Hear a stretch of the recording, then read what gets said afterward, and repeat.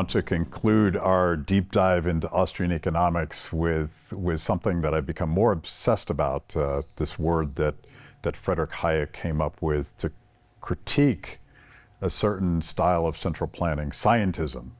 And I think you and I have lived through this personally over the last 5 years with lockdowns and all these technocratic authoritarians telling us who could work and who could travel and who was required to get a vaccine, all of these infinite numbers of social manipulations of society. And during that first year of lockdowns, 2020, I went back and reread probably one of the more difficult books that Friedrich Hayek has written, called The Counterrevolution of Science. And man, did it open my eyes to what was actually happening. Because he's critiquing, there's a guy named Henry de Saint-Simon who is credited as being the father of socialism. He's a French aristocrat. And he never used the S word, but his students did. And he had this idea, tell me if this sounds familiar, of replacing the chaos of markets and all of the confusion that's caused by laissez-faire capitalism with a council of scientists who would convene in a temple named after Sir Isaac Newton, and they would dictate to us every aspect of our lives. And I'm like, we're living through that now. Yeah. So it's kind of a technocratic authoritarianism it's not socialism the way we think of sort of Marxism and the violence of that. It's just this pretense that our betters, the people that are smarter than us, could do a better job of organizing our lives than we could. Yeah. When I think about that from a monetary perspective, I actually think of the Federal Open Market Committee meeting at the big temple we call the Fed, and the pronouncements that come out of there. But yes, are they wearing robes? Well, I feel like they probably should be. Yeah. Well, think even further back, Plato and his Philosopher Kings. That's always been a theme, I think, recurrent throughout history. Is the market is messy, and it can be chaotic. Obviously, Hayek would talk about spontaneous order and how order does emerge from the chaos. It kind of has to be discovered. President Eisenhower is very famous for warning about the military-industrial complex. He also warned in the same speech about a scientific technocratic elite. Obviously, scientific advancements are really important for humanity, but at the same time, we should not have an elite class literally running the world. And that's what we saw during COVID. Now that we can all look back, we realize that it was these people taking advantage of a crisis to really just grab power. I have a great example of that. Dr. Deborah Birx came to Knoxville, and I think it was the fall of 2020. And of course, our local media was like, oh my gosh, things are so bad in Knoxville. Dr. Birx is here. Now, the reason she come is she was taking a tour of all the SEC schools. So she'd been in like Lexington, Kentucky the day before. But anyway, so we meet with her at the University of Tennessee in this huge room where we're all sitting 20 feet apart wearing masks. But the funny thing was everyone would take their mask down to talk because you couldn't hear them because it was muffled. I was like, well, wait a second. That's when you actually have all the spittle and stuff coming out, right? But let's leave that aside. But someone asked her what her recommendation was. Now, keep in mind that while Anthony Fauci was the face of the COVID response, Birx was actually the architect. She was the person behind the scenes putting all this stuff out there. And she later said in her memoir that she misled President Trump, knowing that this was where they were going, but kind of turning up the water pot as the frog was in it, right? 2 weeks to slow this. Right, exactly. And she literally now says, yeah, we knew it was going to end up with lockdowns and everything. Someone asked her, well, Dr. Birx, what should we do? And she said, you need to close your bars and restaurants. And to their credit, and these are all PhDs and MDs. I'm the only person in the room without an advanced degree, right? To their credit, someone says, well, Dr. Birx, the data shows it doesn't spread at bars and restaurants. And she responded, and this is a scientist, she responded, "That's true, but we need to show people this is a serious situation." It was at that moment I realized this was public relations, and this was marketing, and this was not science. And we talk about the bad people getting to the top. And I don't know Deborah Birx personally, I don't know Anthony Fauci personally, but it seems to me that it was people like that, and it's not your run-of-the-mill, public health official, but it was people like that that took advantage of this, really, and don't get me wrong, it was a public health crisis, but really just blew that up as much as they possibly could in order to that they could become important people. You look at Fauci and, the amount of grants that he controlled, the dollars that flowed through his organization, it actually hurt science because he could determine, who's going to get funding for, not that the government should be funding a lot of this stuff, but he could determine who should get funding for this, who should get funding for that. And then also now it's emerged that one of the things that he was funding was gain-of-function research at the Wuhan Institute of Virology. So it was a perfect storm, and we can lay much of the culpability at the feet of that scientific elite that for a couple years was literally running this country. It's interesting that you quote Eisenhower, because as I've dug into this, I've done an investigative series on the COVID cover-up, and what emerges is that you realize that this was not a public health response. This was in very, very many ways a military response. Deborah Birx from DOD, handpicked by the National Security Council. Yep. Dick Cheney, and got the whole ball rolling. Dick Cheney taps Tony Fauci to sort of do this mad science experiment. And I'm thinking back to, Hayek's critique, the religiosity of the science, and fetishizing the science, and he hates when economics tries to ape the scientific method because people are not atoms. But he's also even cautious about understanding what science itself is. It's not a fixed thing. The science is not settled. And real science has tremendous amount of humility about coming up with hypotheses, testing them, and through that process we have a better understanding of the physical world. But again, there's no endpoint, and we don't fully understand even the physical sciences. We have theories that are testable, and the risk moving forward, and the reason I want to talk about scientism is I think very much we're not headed towards socialism. We're not headed towards fascism. We're headed towards this technocratic authoritarianism that I think was sort of the original progressive project, right? Yes, absolutely. That's what they saw was, you see the messiness of the market, you see the chaos in society, all these things are organic.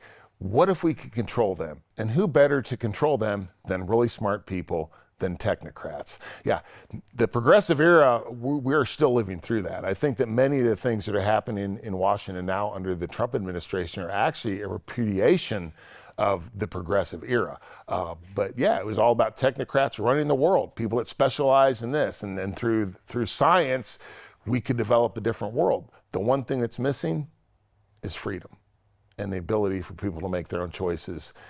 Really, the one thing that's going to be missing is happy, prosperous individuals. Yeah. And sort of the culmination of Hayek's work, there's been some posthumous things that have come out, but the way he tied it all together, his look at the knowledge problem, his critique of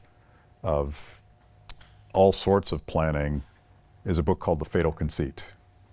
And that how it is that we give people too much credit for how they might manipulate society, and the net result is human disaster. Like you can measure this in human suffering, not economics. Yeah, economics is is the human condition. These are the same. Yeah, they're literally the same thing. I believe that people are much better positioned to make decisions about their own life than faraway bureaucrats and technocrats. And yeah, those folks might have advanced degrees, they might be really smart, but they're not living in this situation. I know my life infinitely better than anyone else can. I'm certainly not the smartest person on the planet. I'm the smartest person about my own life. Now, obviously, I read, I look for investment advice. I look for advice about being prosperous. I look for advice about being happy. Look for nutrition, exercise, all these different things. But ultimately, it's up to me to make the decision for myself. I'm the only person that can do that. I'm an individual. I am an individual. We've talked a lot in this series about subjective decisions. That's what it is. I have to make a decision based on what I am, what I think is going to make me happy. It may not always be the best decision, but I can tell you that the same things that make me happy, you're a heck of a good guy, but the same things that make me happy aren't going to make you happy, and the same things that make you happy aren't going to make me happy. The only way that we can both achieve that is through the market, where we have the freedom to fulfill our wants, needs, and desires. And we also have the legal restraint and respect not to hurt each other. I talk a lot about one-size-fits-all policies that come out of Washington. The problem is they are one-size-fits-all, and every human being is unique and different. And it kind of blows me away that the younger generation now, in many ways they think they're rebels. They're the ultimate conformists, the people that believe this stuff, right? It's just like, I'm gonna do whatever someone tells me. Well, I actually am pretty much a conformist myself in many ways. But also, like, if you say this is good for me and you recommend I do it, okay, that's one thing. If you mandate I'm gonna do it, okay, I ain't gonna do that now, right? So to me, it's just, it's about that freedom. It's about the ability to choose for ourselves. And that starts with the individual. And then obviously it moves up through society and the issues that if a central planner, scientist, whatever, technocrat, if they're wrong about something, it doesn't just impact them. It impacts the entirety of society, which is what we saw during COVID. They had someone like me from the very beginning of saying these lockdowns are a really bad idea, shutting kids out of school are a really bad idea. I was ridiculed and laughed at. Well, guess what? A few years later, yeah, lockdown's a really bad idea. Yeah. Shutting kids out of school was a really bad idea. It wasn't because I'm smarter than anyone, I certainly wasn't. It was just because you could take a look at that and in this case objectively, be using common sense and get past the emotion and the terror of the moment and realize these decisions that we're making now are going to have a huge impact going forward. But the difference was I wasn't concerned about my own power. In fact, I was willing to make some sacrifices to say some of the things that I said and put myself on the line. Meanwhile, I have a guy like Anthony Fauci, he was going to say these things because ultimately he was the person that benefited the most from them. You were being entrepreneurial. I was being entrepreneurial. and they weren't laughing at you, but they were sure demonizing you. Well, they sure were. Yes. It was that was not a very pleasant period for me. But that's also what you have to do, But I think going back to why do the worst rise to the top? It's one of the reasons why is they can take advantage of something like that for their own purposes, while the people who are actually taking a clear-headed look and saying this is bad for society, this is bad for my kids, my grandkids, it's a lot. It's just human nature to gravitate toward the sensational as opposed to the mundane. And I guess I was being mundane by saying, guys, life should go on as normal instead of, this terror and fear and everything that Fauci and company were promoting. Yeah, you take the concept we've been hammering on again and again and again is local knowledge and personal knowledge and how each one of us knows something special, not just about our circumstances, but our time and place. And I used this argument when the former governor of New York, Andrew Cuomo, had the audacity and the arrogance and the fatal conceit to sort of take over the hospital system to ensure, it sounded good, right? We're going to make sure that COVID patients have access to the care they need. And it was sort of obvious to the people on the ground at those nursing homes that forcing them to take infected patients into nursing homes would be a catastrophe. That one was sort of obvious. Yeah. But maybe less obvious was the fact that whatever the situation was in New York City was fundamentally different than what the situation was in a hospital in Syracuse. Different places, different communities. And Austrian would have said, we should rely on local knowledge.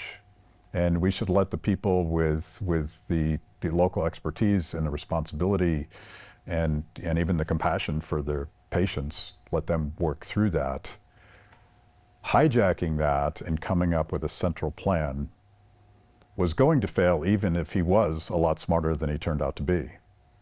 And I'm telling this story because I'm struggling to figure out, how do we make this beautiful process of people having control over their own lives and an ability to pursue their own dreams based on their knowledge and their relationships with their family? How do we make that revolutionary again instead of conformity? I believe that folks have to trust themselves, that people need to realize you are a lot smarter than the experts might give you credit for. You are certainly a lot smarter about your own life than the experts are. You have to understand, what the vested interest is here. If I'm an expert, obviously, I'm going to say I know better than you because I'm the expert. But do I really? So we have to look at motivation, and we have to make it cool, frankly. And I think that is happening. I kind of see the swing the other way. I see a lot of interest among young people, at least in understanding that this way is not working and there has to be something better. And frankly, we're also living with the fruits of some of the very rotten crops that we've planted over the past several decades. So I don't know if there's going to be a point to where just a bunch of light bulbs go off, or if it's going to be a gradual process that we keep on planting seeds. And the saying, you lead a horse to water, but you can't make him drink. And obviously that's even more so with human beings. I know I'm a stubborn person, it's like that with me. But if we can keep on putting splinters in people's minds, at some point, I think enough people will say, wait a second, there's something going on here, and they'll look for something different. That's what Ron Paul did in 2008. And he was not successful in getting into the White House, but he was successful in launching a movement. And we are seeing the fruits of that now. I mean, even in Washington, with some of the folks that are in Washington, there is a very, especially within the Republican Party, there is a liberty movement, a liberty wing that was not there before. So I think that we just have to keep on doing our work to the best that we can, and at some point the chips are going to fall where they will. Glenn, I've really enjoyed having these conversations with you. If people are turned on, some of these young people that we're talking about, to this canon of Austrian thought, give us some reading assignments. What do we tackle next? I would recommend my favorite book about monetary theory, which is What Has Government Done to Our Money by Murray Rothbard. From there, you can move on to a more general view of Austrian economics with Economics in One Lesson by Henry Hazlitt. And if you're so inclined, then you can pick up the treatises like Human Action and Man, Economy, and State. But there are many works in between that either deal with single subjects or the body, but in a much more concise manner than the treatises. And if you don't read those books, Kane will choke slam you. Yes, that might happen, actually. We'll see. Thank you, Glenn. Thank you, man. I appreciate it.